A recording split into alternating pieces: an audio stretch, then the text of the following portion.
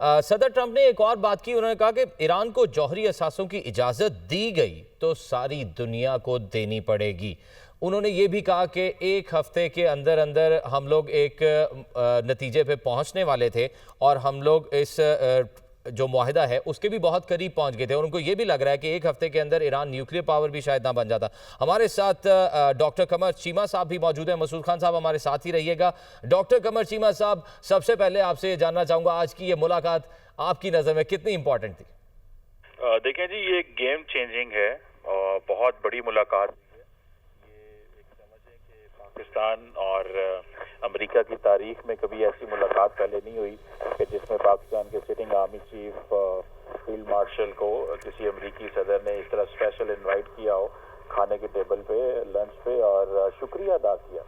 सबसे बड़ी बात है, उन्होंने कहा कि हम जो पाकिस्तान के आर्मी चीफ हैं वो बड़े इंस्ट्रूमेंटल थे, उनका शुक्रिया, और मेरे लिए बड़े एजाज की बात है।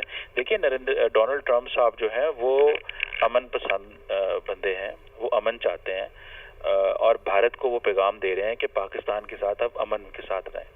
और ये चीज़ मेरा ख्याल है नरेंद्र मोदी साहब नहीं समझे कि पाकिस्तान के जो आर्मी चीफ हैं वो अमन की बात करते हैं, इंडिया के नरेंद्र मोदी साहब जो हैं वो जंग की बात करते हैं। वो समझते हैं कि ये दो जो लोग हैं, इसमें मोदी के साथ ठीक है, इंडिया का अमेरिका का कारोबार है, बहुत सारी चीज़ें, हमारे साथ भी कारोबार है, हमारी भी देखिए एक तारीख है हमारी।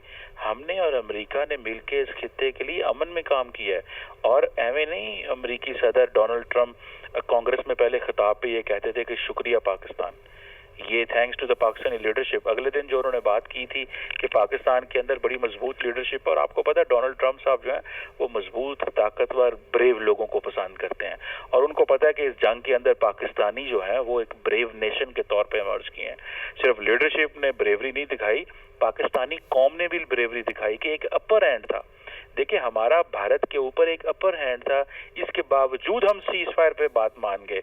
अमेरिका ने सीज फायर कराया, जिसको हम अप्रिशिएट करते हैं। भारत के अंदर इस वक्त पैनिक अटैक्स चल रहे हैं, वहां पे मीडिया को कि नहीं जी हमने तो ये कहा ही नहीं है सीज फायर के लिए।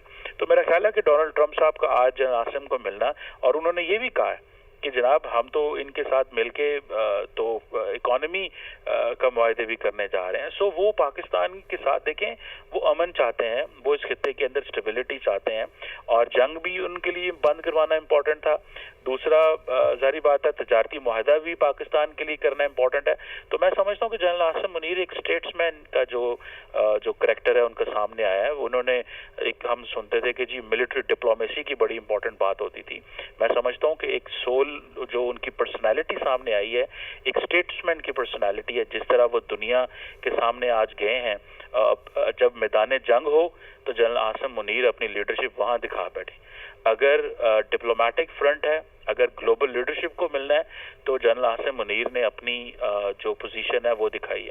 सो मुझे ऐसा लगता है कि ये जनरल आसिम मुनीर, जिसे वो कहते हैं ना, ये जो सोलो मिलिट्री डिप्लोमेसी है उनकी तरफ से, इसको इंतहाई दुनिया में एक नए अंदाज से देखा जा रहा है, जो कि मैं समझता हूँ पाकिस्तान के लिए बहुत अच्छी है। अभी थोड़े दिन पहले बिलावल भुट्टो साहब दुनिया में गए हुए थे डेलीगेशन लेके, पाकिस्तान का मुकदमा। अभी फील्ड मार्शल साहब गए हुए थे, prime minister and field marshal साहब मिल के दुनिया को बता रहे थे कि आप सबका शुक्रिया, हम अमन सेलिब्रेट करने वाली कौम है। और मैं 100% आपको बताऊं, जनरल आसिम मुनीर ने जब डोनाल्ड ट्रंप को ये कहा होगा हम तो अमन की बात करते हैं प्रेसिडेंट साहब, तो जनरल साहब की इस बात को डोनाल्ड ट्रंप ने बड़ा अप्रिशिएट किया होगा, और उनको पता है कि ये वो लोग हैं जो मेरी बात मानते हैं, अमन के लिए ये हमारे साथ खड़े हुए हैं। और वो कहते हैं कि यही वजह है कि मैं समझता हूं कि हमें पाकिस्तान को वो अप्रिशिएट करते हैं, और वो कहते हैं मेरे लिए एजाज की बात है।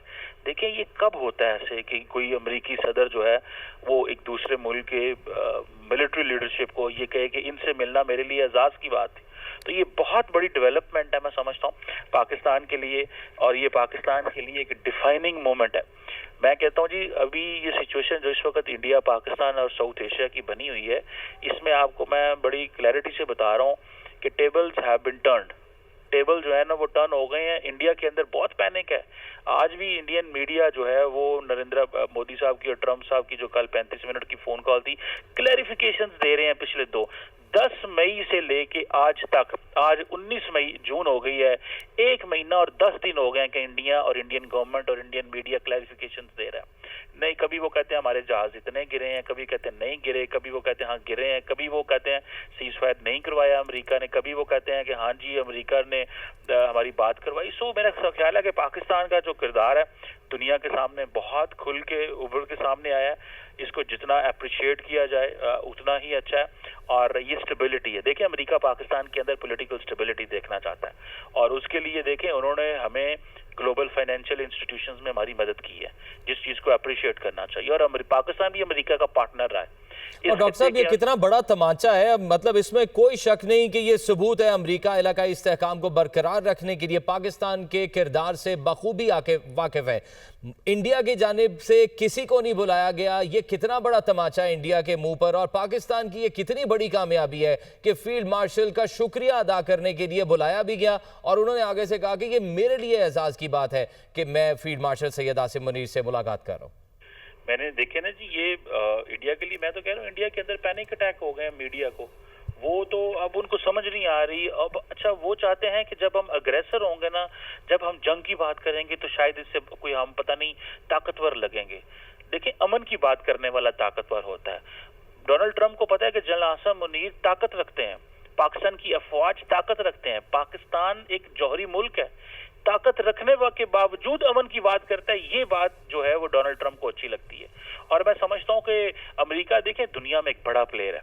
ये वो प्लेयर है कि अमेरिका आज तक नरेंद्र मोदी 1 महीना 10 दिन हो गए हैं एक दफा नहीं कह सके कि नहीं डोनाल्ड ट्रंप ने अमन जो है सीज फायर नहीं करवाया। ये उनके मुंह पे नहीं बोल सकते।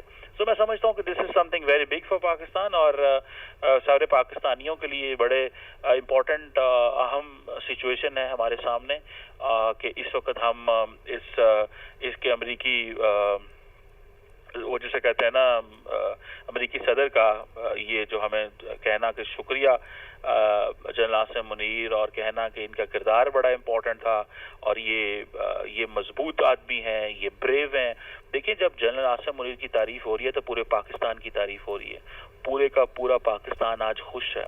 आज पाकिस्तान की खुशी की बात है कि एक अमेरिका का सदर ये पाकिस्तान की कौम के सिपा सलार को कह रहा है ये ब्रेव है, बहादुर है और ये अमन पसंद है। उधर नरेंद्र मोदी साहब है, रोज कहते हैं हम मारेंगे, हम ये करेंगे। जब लड़ने का टाइम आता है 2-2 दिन इनके जहाज नहीं उठते। इंडिया के चीफ ऑफ डिफेंस स्टाफ ने कहा है कि हमें जिस दिन पाकिस्तान ने हमारे 6 जहाज गिराए उसके 2 दिन अगले दिन हम जहाज नहीं उड़ा सकते। एयरफोर्स कहती है हमसे जहाज नहीं उड़ते, हमारे टेक्निकल प्रॉब्लम है। नरेंद्र मोदी मीडिया पे आके कहता है कि जनाब मैं तो मारूंगा, मैं घुस के मारूंगा, मैं ये करूंगा वो करूंगा। और दूसरा इनको ये भी पता चला है अमेरिकन को और इंटरनेशनल कम्युनिटी को, पाकिस्तानी वॉर मॉन्गरिंग नहीं करते। ये वॉर मॉन्गरर नहीं है। ये हर रोज जंगों की बातें नहीं करते कि हमने लड़ना है, हमने जनाब तबाह बर्बाद कर देनी है हर चीज। हम हर वक्त अमन की तलाश में हैं और पाकिस्तानी अमन सेलिब्रेट कर रहे हैं। अमन की सेलिब्रेशन आज की सेलिब्रेशन भी अमन की ही सेलिब्रेशन है। शुक्रिया अदा करने के लिए बुलाया गया है कि जंग रोक